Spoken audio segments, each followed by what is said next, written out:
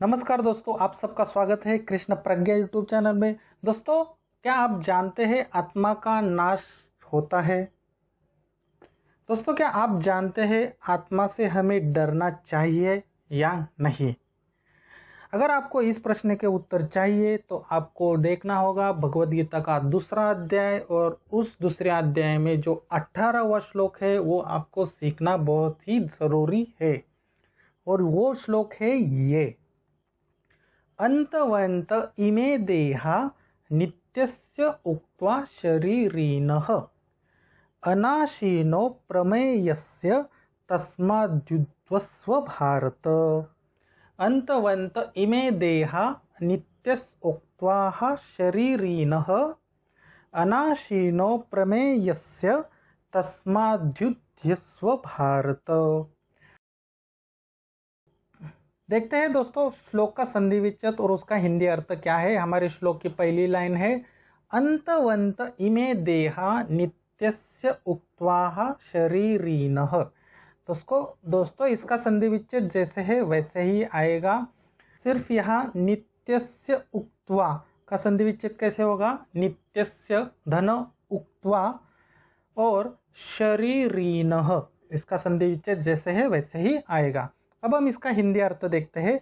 अंतवंत का अर्थ होता है नाशवान, इमे का अर्थ होता है इस, देहा का मतलब होता है देह में, नित्यस्य उक्त्वा का अर्थ होता है नित्य रहने वाला, शरीरीन का अर्थ है आत्मा का। अब हम श्लोक की दूसरी लाइन देखते हैं। अनाशीनो प्रमेयस्य तस्माद्युध्यस्व भारत। इसका संधि विच्छेद करते हैं। अनाशीनो धन अप्रमेयस्य तस्माद्युध्यस्व भारत।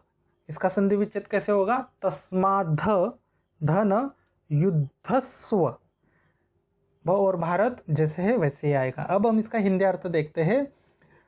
अनाशीनो प्रमेयस्य, नाश तथा मापा नहीं जा सकता। तस्मात् युद्धस्व का अर्थ होता है अतः युद्ध करो। तस्मात् का अर्थ होता है अतः, युद्धस्व का अर्थ होता है युद्ध करो। भारत है पार्थ। तो दोस्तों आज हमने दूसरे अध्याय का जो 18वां श्लोक है उसका संधि विच्छेद और उसका हिंदी अर्थ देखा। चलिए देखते हैं संस्कृत श्लोक कैसे पढ़ते हैं और श्लोक का हिंदी अर्थ क्या है। अब यहाँ पे ध्यान देना कि संस्कृत के जो शब्द है हम एक एक पढ़ेंगे। अंतवंत इमे देहा, ध्यान देना दोस्तों, अंतवंत इमे देहा नित्यस्य, देखिए यहाँ पे कैसे पढ़ना है, नित्यस्य उक्त्वा, नित्यस्य उक्त्वा शरीरिणः, शरीरिणः अनाशीनो प्रमेयस्य। तो इसका उच्चारण कैसे होगा? अनाशीनो प्रमेयस्य। अब यहाँ पे देखना, तस्माघ, तस्माघ युद्धस्व, तस्माघ उद्धस्व भारत। ठीक है दोस्तों, अब हम इसको फास्ट बोलेंगे। अंतवंत इमे देहा नित्यस्य उक्त्वा शरीरिणः अनाशीनो प्रमेयस्य तस्माद्युध्यस्व भारत। बोलिए पीछे से मेरे। अंतवंत इमे देहा नित्यस्य उक्त्वा शरीरिणः अनाशीनो प्रमेयस्य तस्माद्युध्यस्व भारत। देखते हैं इस श्लोक में अब भगवान श्री कृष्ण अर्जुन को क्या कह रहे हैं। भगवान श्री कृष्ण अर्जुन को बोल रहे हैं अंतवंत इमे देहा नित्यस्य उक्त्वा शरीरिणः, अर्थात नाशवान इस देह में। देखिए हमारा जो देह है वो कैसा है? अंतवंत यानी कि नाशवान, और नाशवान इस देह में क्या? नित्यस्य उक्त्वा शरीरिणः, नाशवान इस देह में नित्य रहने वाला आत्मा का। ध्यान से सुनना, नाशवान इस देह में नित्य रहने वाला आत्मा का, दूसरी लाइन क्या है, अनाशीनो प्रमेयस्य तस्माद उद्यस्व भारत, नाश तथा मापा नहीं जा सकता। ये शायद पहले श्लोक में बोला था। और क्या बोल रहे हैं, अतः युद्ध करो हे पार्थ।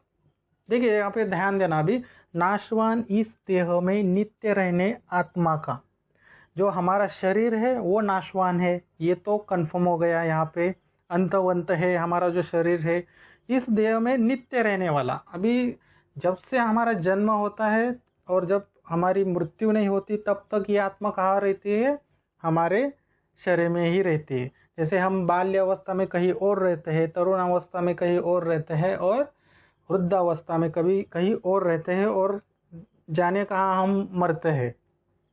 लेकिन हम पूरी जीवन में कितनी जगह बदलते हैं, हर दिन जगह बदलते हैं, लेकिन ये जो आत्मा है ये यही नाशवान जो शरीर है उसमें ही नित्य रहता है। ये तो फिक्स हो गया। अब इस नाशवान शरीर में जो आत्मा है इसका नाश तथा उसको मापा नहीं जा सकता। देखिए ये मनुष्य उसको देख नहीं सकता। यहाँ पे भगवान श्री कृष्ण यही कह रहे हैं कि मनुष्य उसको, मनुष्य आत्मा का जो मेजरमेंट है वो नहीं कर सकते। शास्त्र में है, जो मैंने कल बताया था कि हमारे आत्मा का जो आकार है वो कैसा आकार है, जो हमारे बाल है उसका जो अग्रभाग है उसके जो 10,000 हिस्से करेंगे तो उसमें से जो एक कण बचता है वो आत्मा का क्या है, आकार है। शास्त्र प्रमाण है इसके लिए। लेकिन यहाँ पे क्या बोल रहे हैं कि नाश तथा मापा नहीं जा सकता। मापा नहीं जा सकता मतलब उसको हम देख भी नहीं सकते और उसका मेजरमेंट नहीं कर सकते।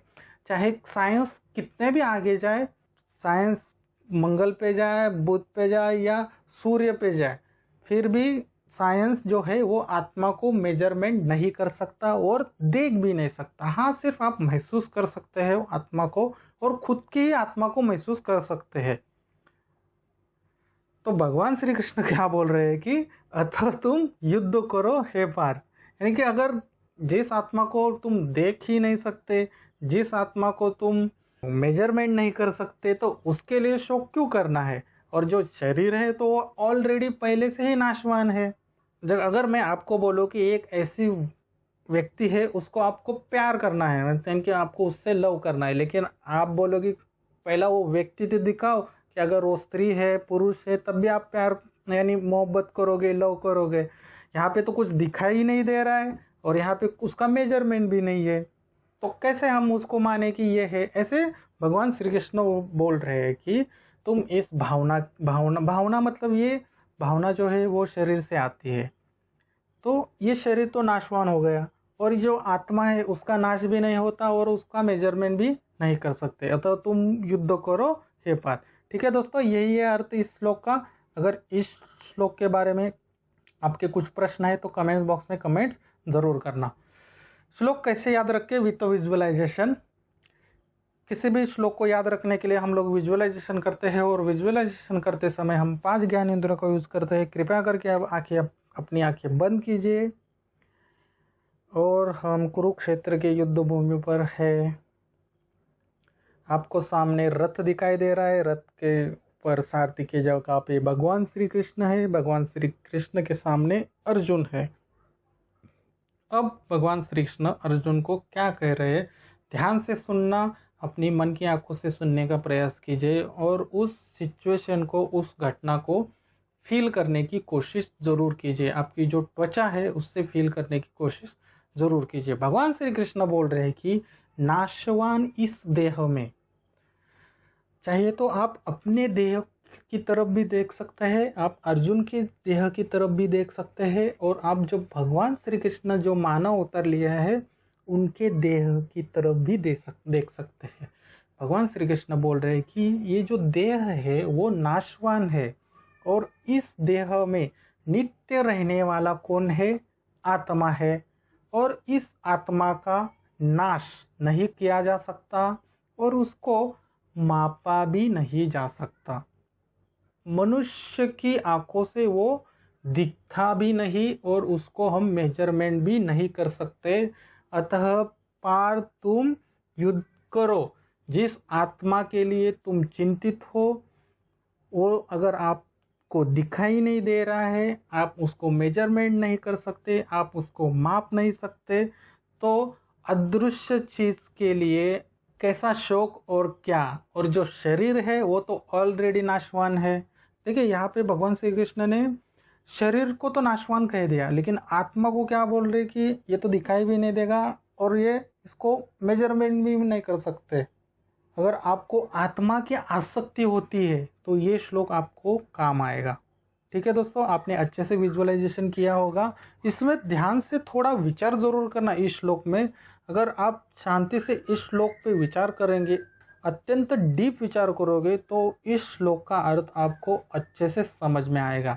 आपने जो भी विजुअलाइजेशन किया है, मैं श्लोक बोलूँगा उससे उस श्लोक को कनेक्ट करने की कोशिश जरूर करें। अंतवंत इमे देहा, अंतवंत इमे देहा नित्यस्य उक्त्वाः शरीरिणः, नित्यस्य उक्त्वाः शरीरिणः अनाशीनो प्रमेयस्य, अनाशीनो प्रमेयस्य तस्मात् उद्धिस्व भारत, तस्मात् उद्धिस्व भारत। अब दोस्तों आप धीरे धीरे आके खोल लीजिए, 2 मिनट के लिए ये वीडियो पॉज कीजिए और जो भी आपने कुछ विजुअलाइजेशन किया है उसको शांति से फील करने की, और जो आपने विजुअलाइजेशन किया है उसको फिर से स्मरण कीजिए। उससे आप अच्छे से जो विजुअलाइजेशन किया है वो अच्छे से और अच्छा आपका स्ट्रॉन्ग हो जाएगा।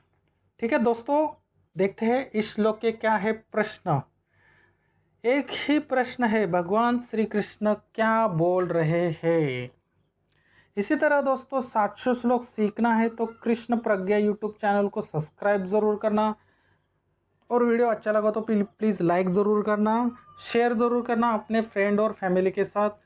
फिर मिलते हैं अगले श्लोक में, तब तक के लिए हरे कृष्णा।